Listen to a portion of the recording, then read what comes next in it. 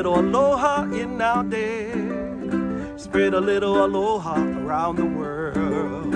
At breakfast with Bob. Thank you, Pancho Man. Welcome everybody back to Breakfast with Bob, our not quite Kona edition. My name is Bob Babbitt. We're brought to you by Master Spas. As fuels go longer, Hoka Let's Fly, Form Smart Swim Goggles, Zoot, the original triathlon brand, Premium Plus Sports, our Challenged Athletes Foundation. In our first 30 years, we've now raised over $159 million and sent out over 44,000 grants to keep challenged athletes in the game of life through sport. Our next guest, coming off a huge win at Gran Canaria this weekend, at Challenge Gran Canaria down there, Mr. Sam Laidlow joins us. First of all, congratulations on the race, Sam. That was huge. Thanks very much, Bob. Yeah, it was also nice seeing Pancho Man, even if it was virtually, because it brings back some good memories. And last time I saw him was actually at the after party. Yeah, he seems to go hard on the after party as well. It's sad. Pancho Man majors an after party. That's I think so. Yeah, he had I didn't recognize him at first because I just pictured him. I just thought he went everywhere with his ukulele and his shirt. But then I saw him in the after party scene, and he's another man. So take me through the race this weekend, because it was a tight one the whole way with Aaron and Mathis and Antonio and Patrick Lange back there in fifth place. Was the goal? Listen, we got Patrick Lange. He's coming off a 2:30 marathon at Ironman Israel. We don't want him anywhere in the ballpark. Exactly. That was big push. Yeah, I knew this race was going to be a real challenge for a few reasons. So far, I haven't yet won. I hadn't won a half Ironman. It wasn't really my strength. I was better at the full distance, and the field here was really good. There seems to be a trend here where every 2 years the field is really good, because so next year, like, people are going to see this year's start list and think, oh no, I might not go there. There's too many good people. And then last year, like, everybody was like, oh, let's go there and win a race. And I think both Florian Anger, Patrick, and Aaron, like loads of guys thought the same. And so it's often the case in Europe. Some of these early season races, there's just really, really good fields. And then on top of that, the course is probably doesn't suit me too much. I'm very good at sustaining like a steady high wattage, but here it's extremely undulating, and so we were putting out some real big efforts and surges basically on the course. And then to the race itself, I got off to a pretty bad start, kind of stumbled on the start line, and just had a bad swim. Came out, I think, 40 seconds behind Aaron. Aaron is a better swimmer than me, but on a good day I can come out with him. Then we got onto the bike. So it didn't feel my normal self, or definitely didn't have the Kona legs. I knew I had to carry on racing aggressively. So there was maybe 6 or 7 of us, I think. And just by the nature of the profile of the race, it kind of meant that the people in the pack would benefit quite a lot, even if you weren't trying to draft deliberately. There's so many ups and downs that at the end of every down, when the guy in front of you starts going up, you kind of naturally get back into a slipstream for a bit. And so at the end of the first lap, I really surged. And that was enough to break both Patrick and Antonio. Antonio Benito comes from the short course world and is a very, very fast runner. And I knew that if we came off the bike with him, it would probably be game over for me anyway. And so then we had a really, really strong kind of, it wasn't the average power over the whole bike wasn't huge, but it was just a real leg burner. I just, as I said, I didn't feel super fluid on the bike. I was cramping quite a bit on the bike. So and then we came onto the run. I think there was four of us left. Yeah, Aaron, me, Mathis, and Jan Stratman. Jan Stratman also, who was riding really, really strong. But I think he has a calf injury, which doesn't allow him to run. Then it was just kind of cat and mouse the whole way on the run, and mostly just a mental battle. But I'm really happy to have. Yeah, I had a lot of pressure on my shoulders, let's say, after Kona and signing some good contracts with sponsors, and yeah, kind of lots of expectation, even on the brief, how to say, the press conference before. All the other athletes were saying pressures on me, and I even though I've never won a professional race, so it was a lot of pressure to deal with, and I think that's what I'm most proud of is having dealt with that as a 24-year-old triathlete. I didn't. It's all new to me, and I suddenly after Kona I had a lot going on, and yes, I think more than physical performance itself, I'm just happy to have sealed the deal with a really decent field on not my best day. Yeah. Well, 109, that's the first number I look at is, the half marathon split. I mean, 109 is impressive. Yeah, it was maybe 900 meters short the course, so but still, I wouldn't say it's a fast course.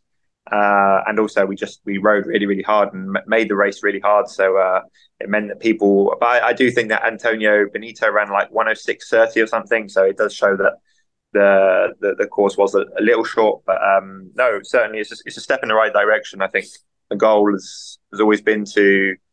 So far, my dad and me have worked on being at the front of races and making sure my swimming and biking is at like best level. And I've proved that in Kona and other races. But now it's time for us to really step up my running. And basically that's all that's left. So that's what we're slowly working towards, and it's going in the right direction. So all in good time.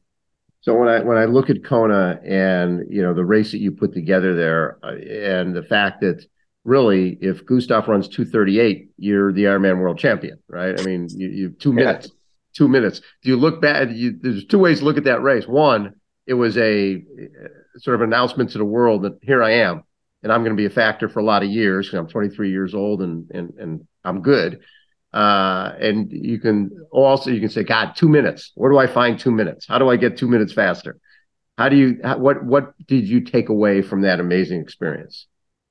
If I'm honest, I think I can find 6, 7, 8 minutes, in time. It's just, as I said, I'm still young, and I said before Kona, this is just the beginning. I feel like, as I said, Gustav and Christian and lots of others have already really optimized everything they can. These guys are extremely fit. They've got extremely great support around them. They've done a lot of testing and everything's dialed in. And I kind of proved that just by racing on emotion, almost I can almost be at that level. And I think I'll still have that emotion just because it's always been winning Kona has always been like a childhood dream of mine. Mm-hmm. But on top of that, now I'm starting to have the support, and I have I have the team around me to do everything right and be more professional.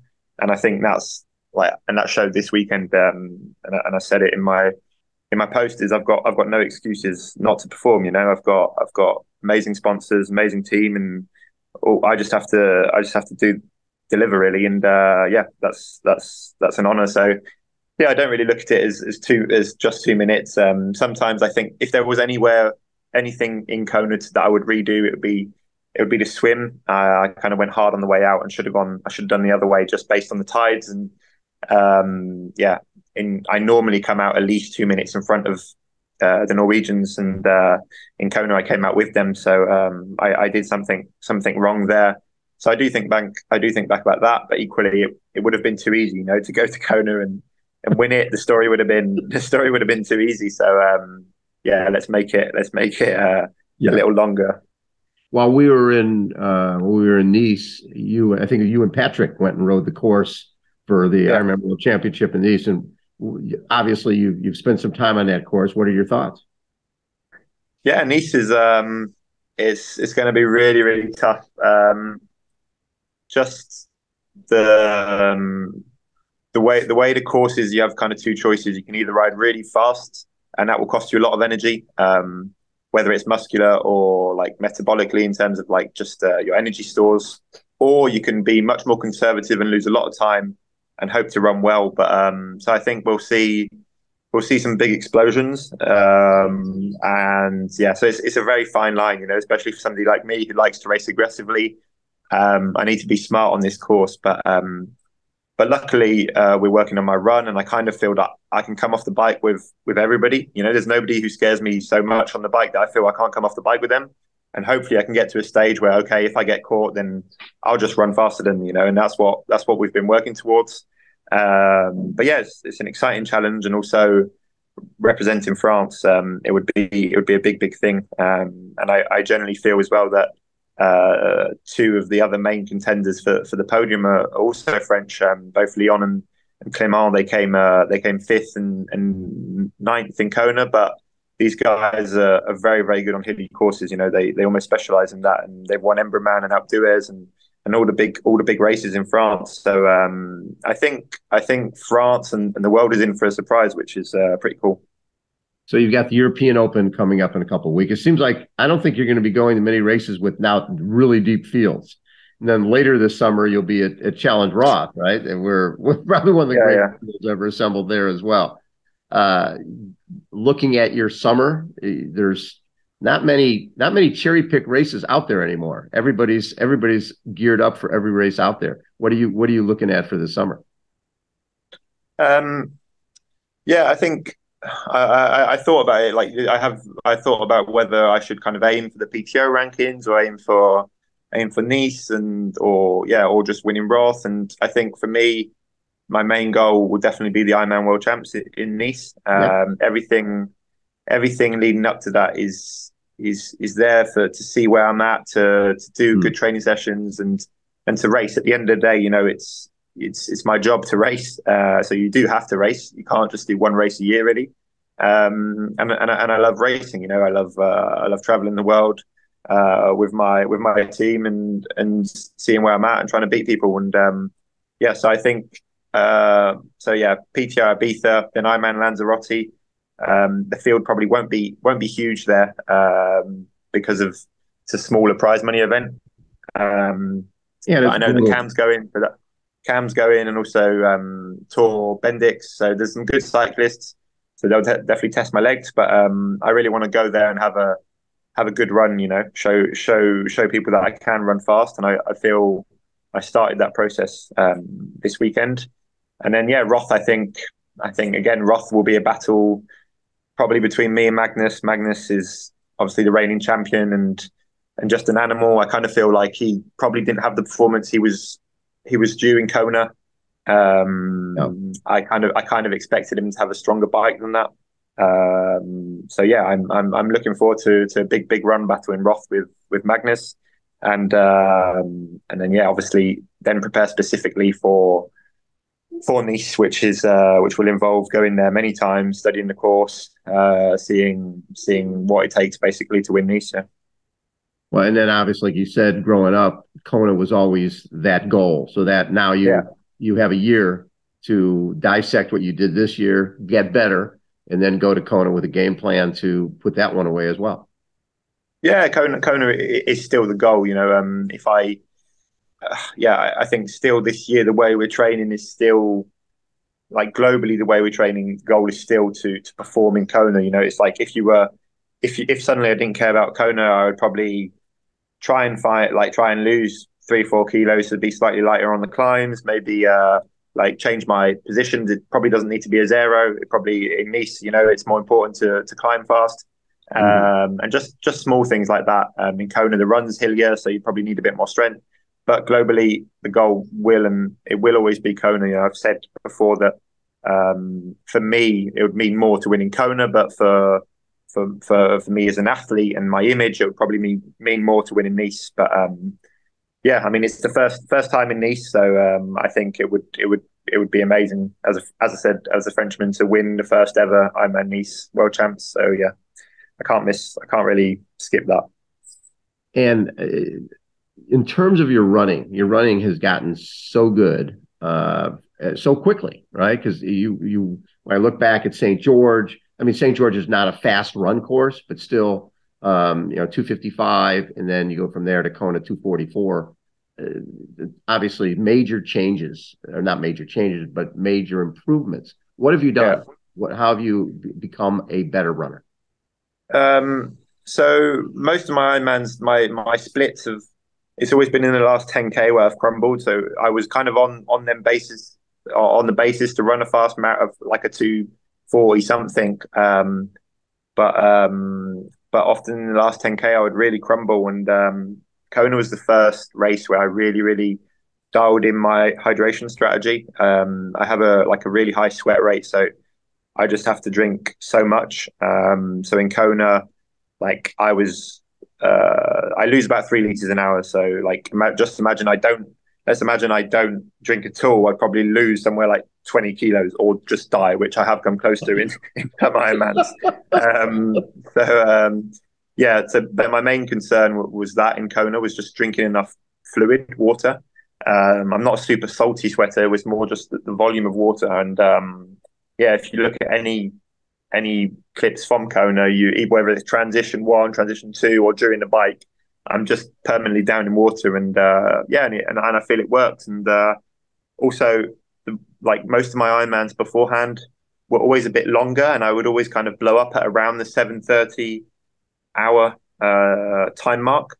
And Kona was a fast day, and we went fast, so I guess I only had like 10-15 minutes to suffer at the end, like to properly be in the red zone, and so I think that was the main factor. And then also I don't think it's come necessarily.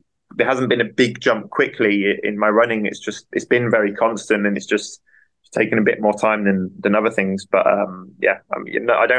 I don't believe that any of us are born triathletes, and that's the good thing about the sport, is that somewhere along the line it's quite an honest, like nobody's born to do all three, and we have to work on whether you take like Frodeno or Blumenfeld. Like Frodeno's had to work so hard on his bike, and Blumenfeld's had to work so hard on his swim for short course.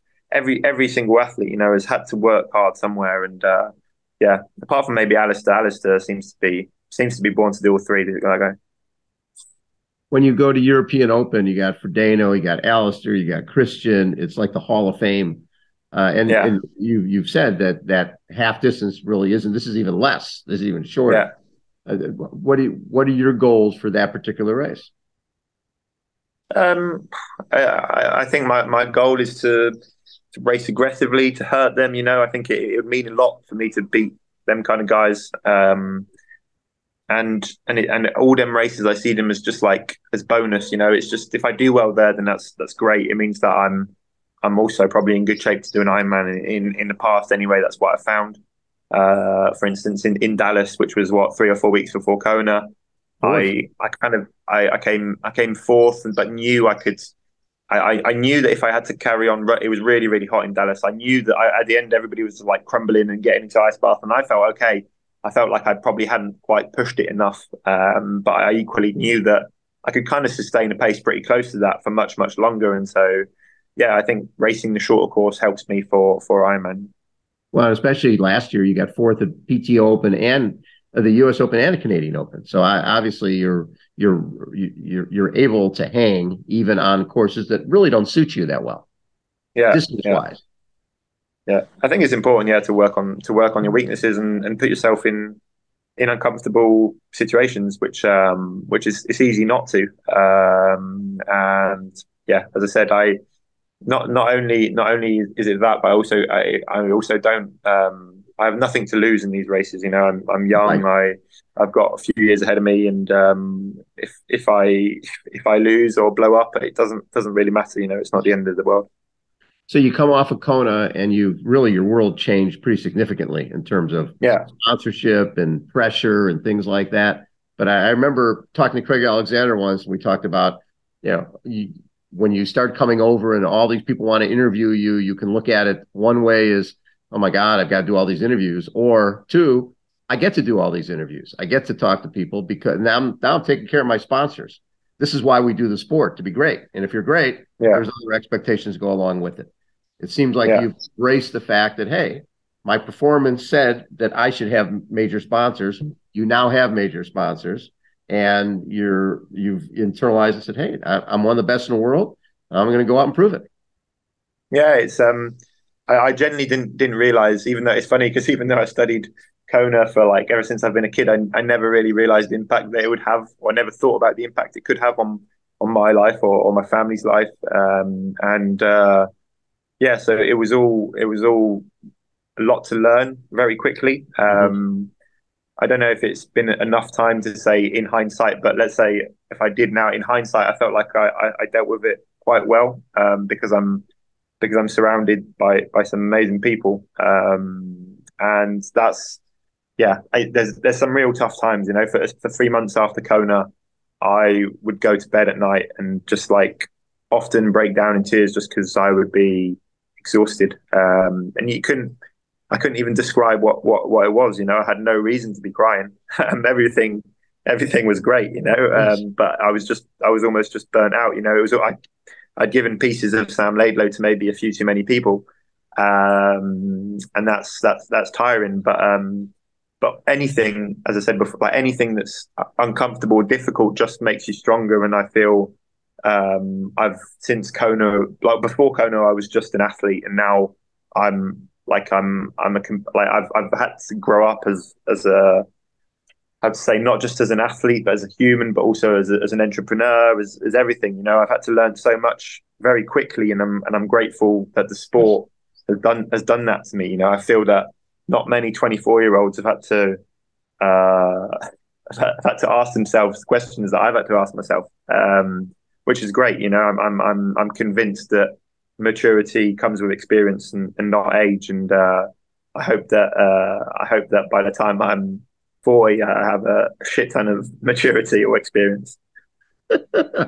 It's funny. I always say that the person who wins the Ironman World Championship becomes sort of the spokesperson for the sport, and people who Yeah, are up there on the podium is very similar, right? Because that is the where the big spotlight is, and the athletes who come out of that are looked at differently.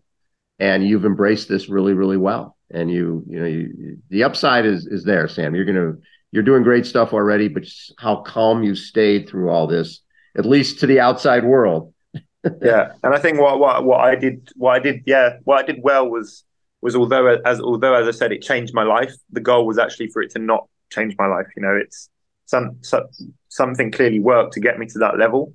So rather than going training in the best facilities in the world or doing this, or I still like travel 45 minutes with my dad in car to go swimming, which is not an ideal, but it's small. I just haven't changed. I've stayed in the small town in the south of France, and kept the environment and the ecosystem that it took me so long to create. And yeah, just rather than changing something drastic, I've just made small things slightly better. And yeah, so that's pretty cool. And just trying to keep a simple life, even though suddenly you've got I don't know whether it's sponsorship commitments or pressure from this or that. And yeah, so that's what's probably most difficult. Yeah.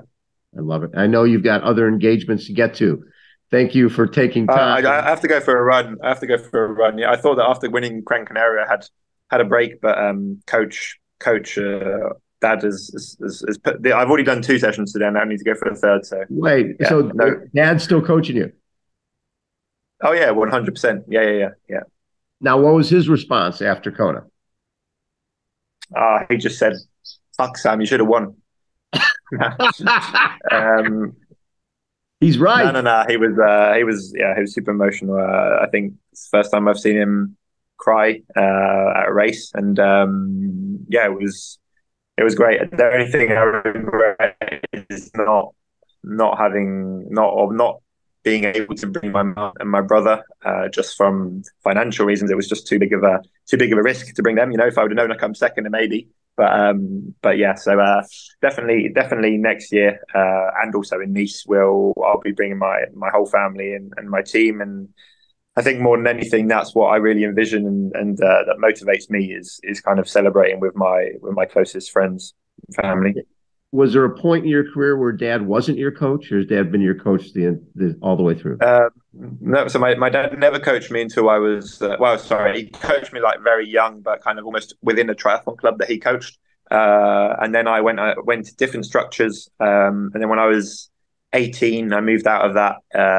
Kind of just hated my life and came very close to quitting triathlon, and asked my dad to coach me, and that's when I stepped into long course. So the last 4 and a half years, my dad's coached me. Yeah, so ever since I've been doing long distance, yeah, he's been coaching me. What a good partnership. I love it. Sam, thanks so much for taking time. Always a treat. And we'll hopefully see you, Bob. Sure, if not before. I'll see you in Roth. I'll see you at Challenge. See you in Roth. Indeed. Love it. All right. Thanks a lot, Sam. Bob. Again, Breakfast with Bob. Not Quite Kona edition. Thanks everybody for tuning in. We'll catch you next time. See ya.